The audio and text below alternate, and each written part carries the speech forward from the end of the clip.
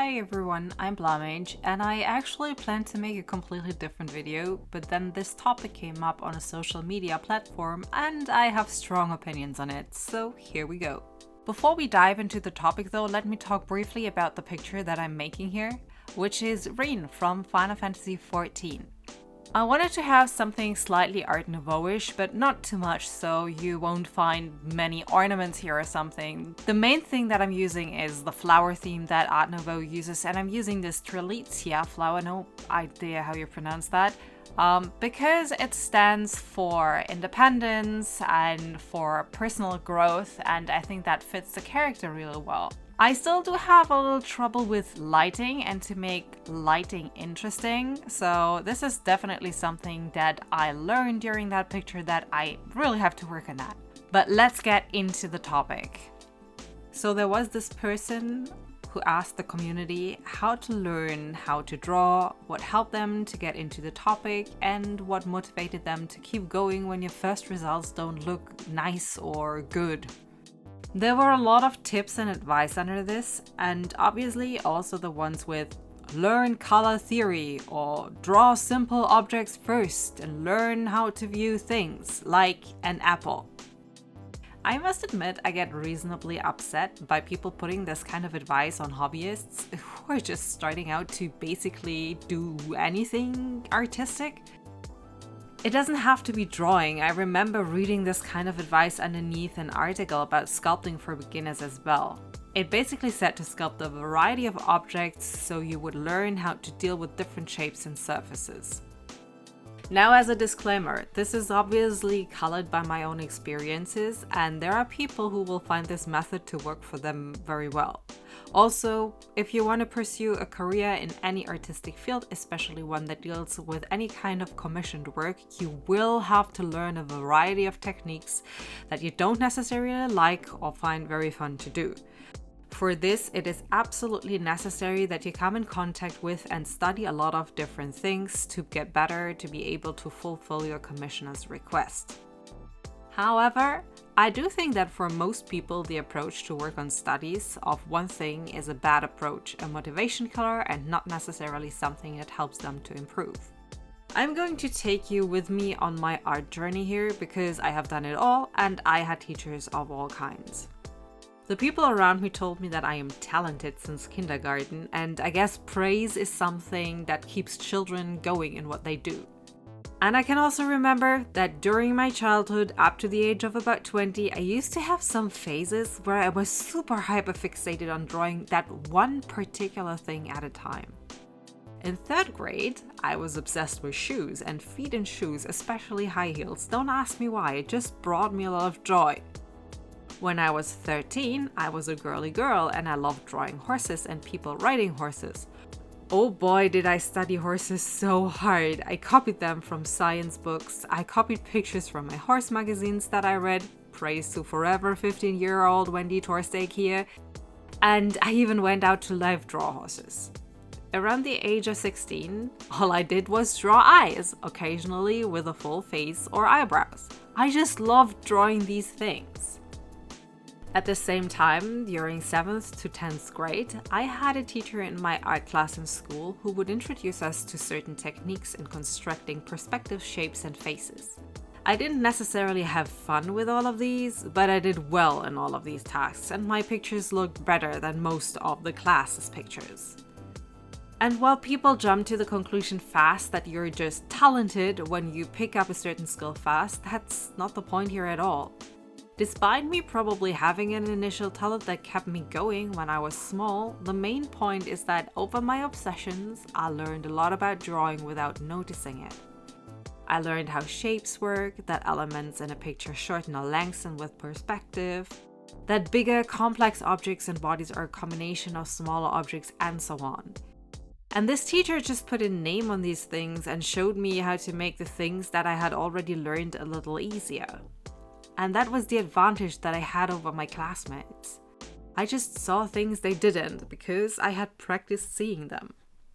Here's the thing though, would I have kept going and practicing? Would I have learned to measure distances by watching objects, how perspectives change objects, if someone had sat down with me in 3rd grade and said, "Girl, put away that shoe, it's hilarious, you need to learn how folds of cloth work now"?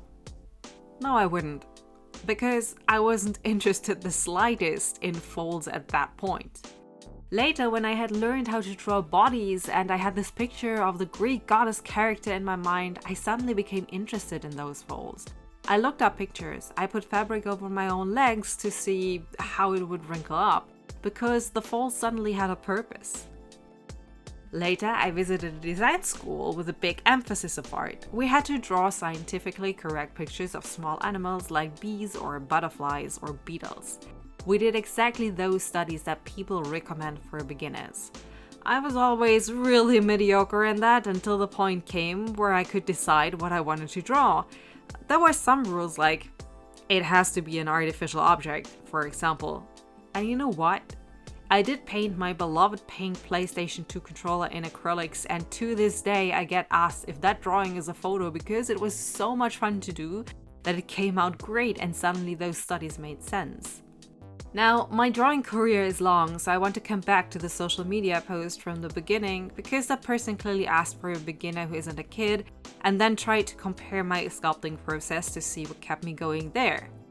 What motivated me in first place? Because I only started sculpting in my mid-30s, minus some cosplay sculpting and mandatory studies in university.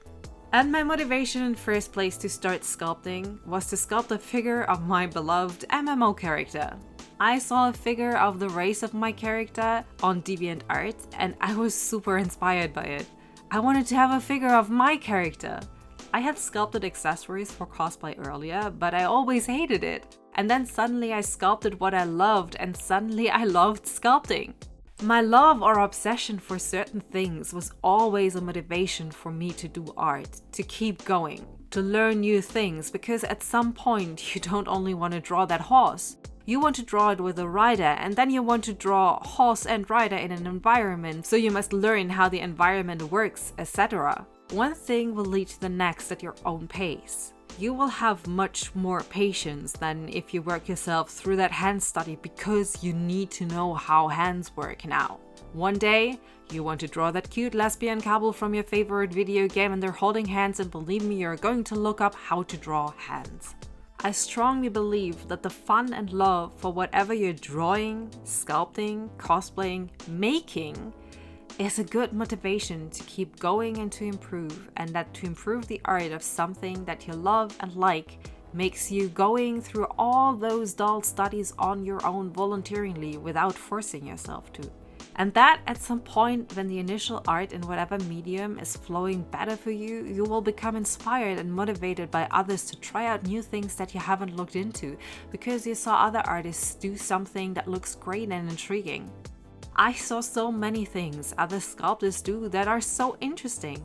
Highly textured figures, chibi anime figures, miniatures, it's all something I sculpted and will sculpt when the time was or is right, not because someone tells me that it would be good to learn this now to broaden your horizon. Also, you choose what keeps you going. There is no wrong thing to approach motivation if it works. I know some people who are mostly taking elements they see and put them together in what they like. That is nothing to be ashamed about. If it helps you to understand how the medium works, if it keeps you going because at that moment it's easy and you only have patience for this, that is fine.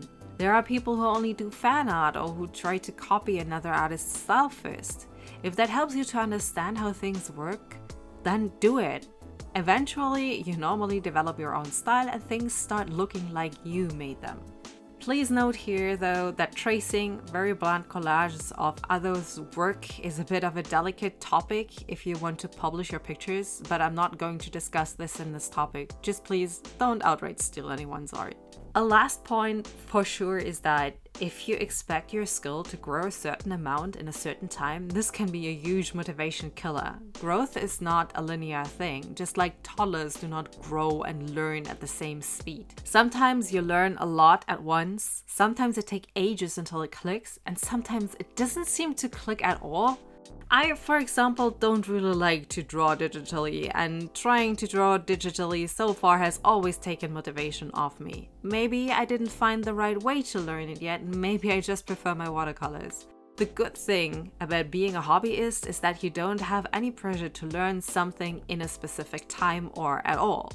Motivation and learning are something very individual, and I don't want to say that there aren't people who learn by working off courses and studies, and some may even prefer it.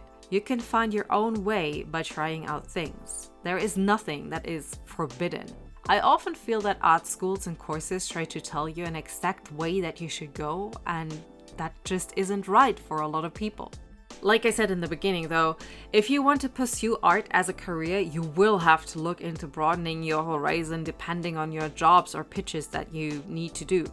But as a hobbyist, you have all the time and freedom in the world to just do what you love and what motivates you, even if you draw shoes for the rest of your life. That was my very personal opinion on this topic. I hope it helps someone to stay or get motivated to do what they want to do. I'm gonna see you hopefully in the next time. Bye bye.